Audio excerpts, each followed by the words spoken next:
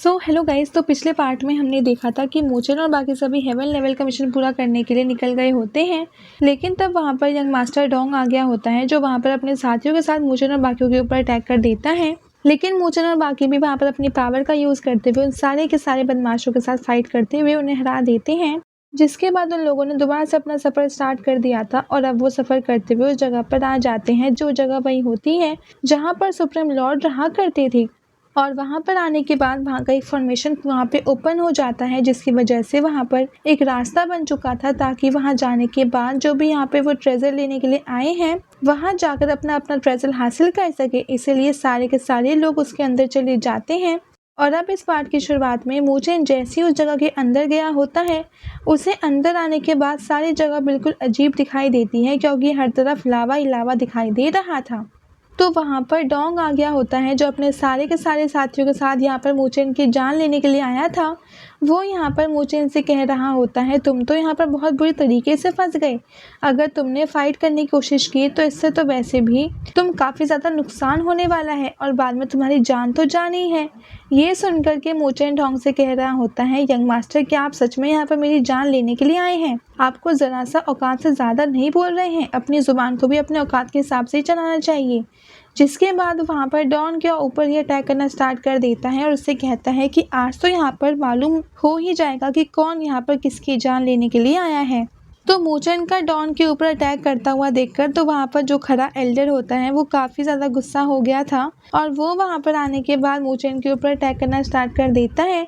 तो उसके बाद डोंग एल्डर से कह रहा होता है, एल्डर, यहाँ पर इस मोचन को पकड़ लो, लेकिन इसे जान से नहीं मारना, क्योंकि जान से मारने का हक तो मुझे ही है। मैं यहाँ पर इसे तड़पा तड़पा के मारना चाहता हूँ। जिसके बाद अब देखते ही देखते मोचन को वहाँ पर डॉन के सिपाही चारों तरफ से घेर लेते हैं, और मोचन यहाँ पे पूरी तरीके से घिर गया होता है। जिसके बाद वो एल्डर वहाँ पर मोचन से कहता है, तुमने कम उम्र में क्या थोड़ी सी पावर गेन कर ली? तुम्हारा एटीट्यूड तो 7वें आसमान पे पहुँच चुका है। इसीलिए अब तुम्हारी बारी आ चुकी है अपने एटीट्यूड को कम करने की। तुम्हें जानना होगा कि दूसरे लोगों के पास कितनी पावर होती है, और हर किसी से झगड़ा करने का अंजाम बहुत बुरा भी हो सकता है। लेकिन मोचेन उससे वहाँ पर कहता है, तुम लोग तो वैसे भी यहाँ पर मेरी जान लेने के लिए आए थे, तो तुम्हें क्या लग रहा था कि मैं अपनी जान किसी प्लेट में डालकर तुम्हें परोस दूंगा? तुम्हें मुझसे फाइट तो करनी ही होगी, इसीलिए मैं यहाँ पर तुमसे फाइट कर रहा हूँ। देखता हूँ कि यहाँ पे किसके अंदर हिम्मत है जो यहाँ का आकर मेरी जान ले सकता है। ये सुनकर तो वो एल्डर काफ़ी ज़्यादा गुस्सा हो चुका था। वो वहाँ पर मोचेन से कहता है, बस बहुत हो गया, तुम्हारी ज़ुबान बहुत ज़्यादा यहाँ पे वो चलती है। जिसके बाद उसने वहाँ पर अपनी हेवनली स्वॉर्ड को बाहर निकाल लिया था, जो कि बहुत ही ज़्यादा डेंजरस को पावरफुल दिखाई दे रही होती है। इसके बाद वो एल्डर वहाँ पर अपनी स्वॉर्ड को सीधा मोचेन की तरफ ही भेज देता है, लेकिन मोचेन वहाँ पर अपने डेथ मार्क की पावर का इस्तेमाल करते हुए उस स्वॉर्ड को वहाँ पर रोकने की कोशिश करता है। लेकिन यहाँ पर ये स्वॉर्ड थोड़ी ज़्यादा स्ट्रॉन्ग दिखाई दे रही थी, इसीलिए मोचेन यहाँ पर अपनी डेथ मार्क की पावर का यूज़ करते हुए भी उस स्वॉर्ड को वहाँ पर नहीं रोक पाता, और वो वहाँ से पीछे आ गया होता है। तब उसे वहाँ पर उस एल्डर की पावर का अंदाज़ा होता है, क्योंकि ये तो ट्रांसफॉर्मेशन ऑफ हेवन लेवल के अर्ली स्टेज पर है, तभी तो इसकी स्वॉर्ड के अंदर भी इतनी पावर है, और ये अपनी स्वॉर्ड को आसानी के साथ रोल कर पा रहा है। वो सोचने लगता है कि अगर यहाँ पर इस एल्डर ने भी पूरी पावर का यूज़ किया, और साथ ही मेरे आसपास जितने भी खड़े सिपाही हैं वो भी फ्यूजन ऑफ हेवन लेवल वाले हैं, अगर इन सब ने एक साथ मुझ पर अटैक किया तो मुझे नहीं लगता कि यहाँ पर मैं इतने लोगों का मुकाबला एक टाइम पे मैं कर सकता हूँ, क्योंकि उन सभी के पास कल्टीवेशन पावर मुझसे ज़्यादा है। इसीलिए हो सकता है मुझे मौका देकर यहाँ से भागना होगा। जिसके बाद सारे के सारे सिपाहियों ने अब मोचेन के ऊपर अटैक करना स्टार्ट कर दिया था।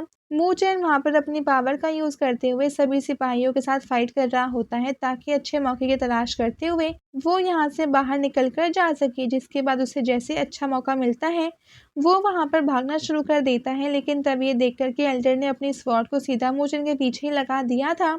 इसीलिए मोचेन वहाँ पर अपने ग्रेट बुद्धा आर्ट को समन करते हुए उसकी स्वॉर्ड को रोक लेता है। जिसके बाद उस एल्डर ने वहाँ पर अपनी और ज़्यादा पावर को स्टार्ट करना शुरू कर दिया था।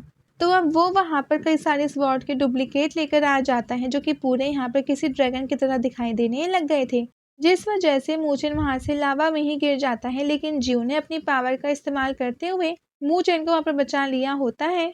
जिसके बाद एल्डर और वो सारे के सारे लोग वहाँ से चले जाते हैं। तो वही हम मोचन को देखते हैं जो उस लावा के अंदर जाने के बाद वो किसी अलग ही जगह पर आ गया होता है जहाँ पर तो कोई लावा ही नहीं था। बस वहाँ पे एक लावा की छोटी सी वहाँ पे वो परत थी जिसे देख कर के सभी लोगों को लग रहा था कि अंदर लावे का समुद्र है, लेकिन असल में इस अंदर तो कुछ भी नहीं था। इसलिए मोचन बड़ी ही आसानी के साथ वहाँ से आगे बढ़ रहा होता है।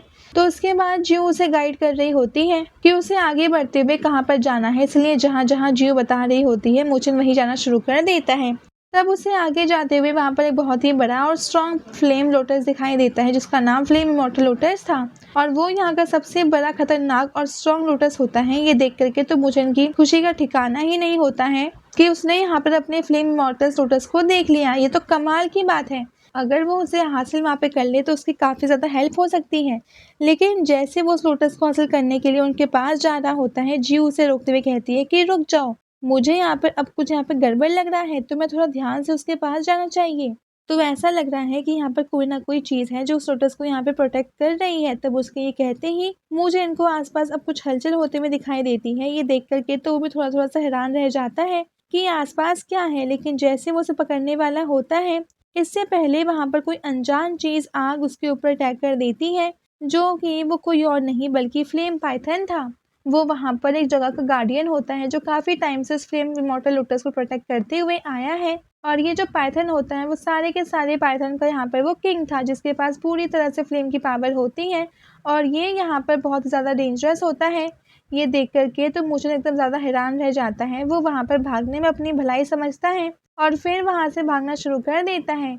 लेकिन ये देख करके तो वो पाइथन अब उसके पीछे यहाँ पे पड़ चुका था। वो वहाँ पर उसका पीछा करना स्टार्ट कर देता है। पाइथन ने वहाँ पर अपनी फायर टेक्निक का यूज़ कर लिया था, जिस वजह से वहाँ पर फायर के कई सारे गोले आ गए होते हैं, और अब वो सारे के सारे गोले मोचन के पीछे लग जाते हैं जो मोचन को चारों तरफ से घेरते हुए उसे मारने की कोशिश कर रहे होते हैं।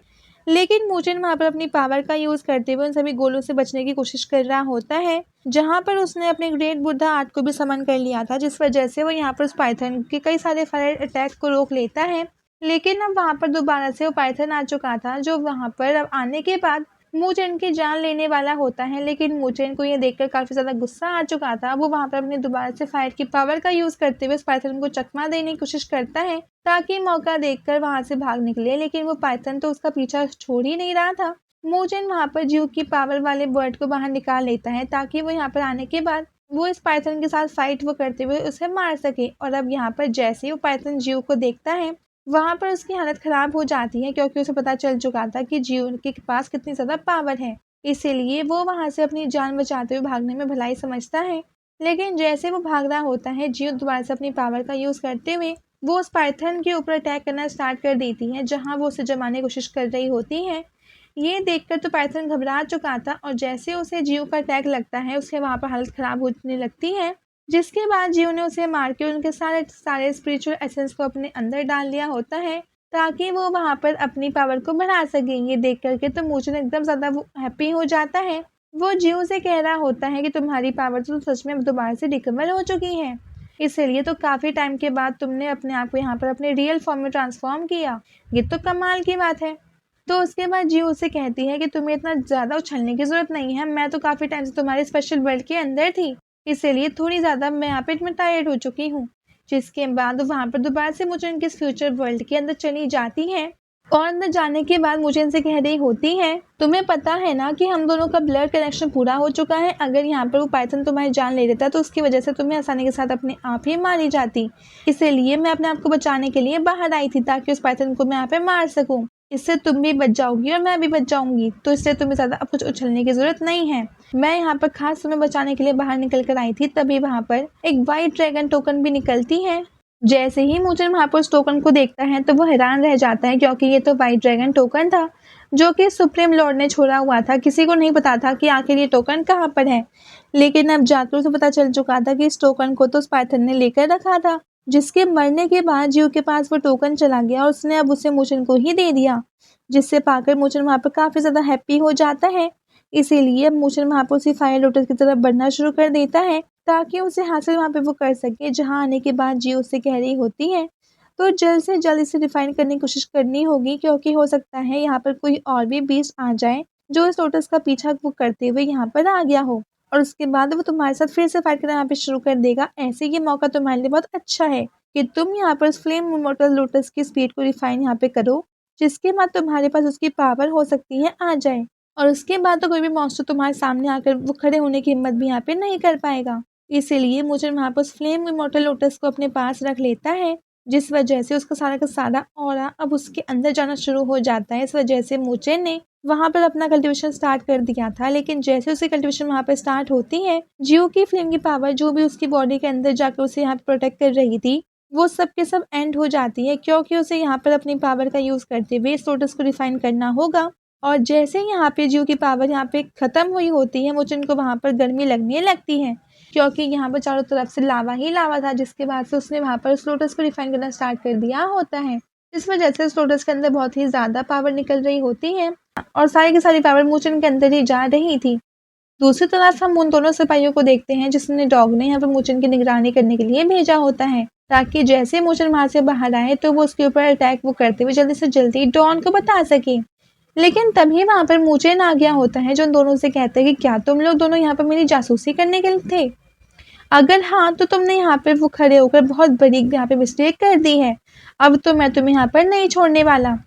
उसके बाद उसे जिंदा देखकर तो वो दोनों वहाँ पर एकदम ज़्यादा हक्का बक्का रह जाते हैं। वो कहते हैं ये मोचन तो सच में जिंदा है, हमें जल्द से जल्द यंग मास्टर डॉन को इसके बारे में बताना होगा, ताकि वो यहाँ पर आकर मोचन की जान ले सके। दोनों सिपाही काफ़ी ज़्यादा गुस्सा हो चुके थे और अब वो लोग यहाँ पर अपनी पावर का यूज़ करते हुए मोचन के ऊपर अटैक करना स्टार्ट कर देते हैं। लेकिन वो दोनों तो वहाँ पर एक सेकेंड के लिए भी मोचन के सामने नहीं टिक पाते और मोचन ने यहाँ पे बड़ी आसानी के साथ उन सभी के ऊपर अटैक करना स्टार्ट कर दिया होता है। जिसके बाद मोचन वहाँ पर अपनी पावर को एक्टिवेट करके दिखाता है। उसकी पावर देख करके हमें पता चलता है कि मोचन ने यहाँ पर अपना ब्रेक थ्रू वहाँ पे वो कर लिया है और अब वो फ्यूजन ऑफ हेवन लेवल के बल्कि मीटर स्टेज पे पहुँच चुका है। और ये ब्रेक थ्रू उसने उसी फ्लेम लोटस की हेल्प से यहाँ पे किया था। और इसी के साथ ये पार्ट यहीं पे एंड हो जाता है। Thanks for watching.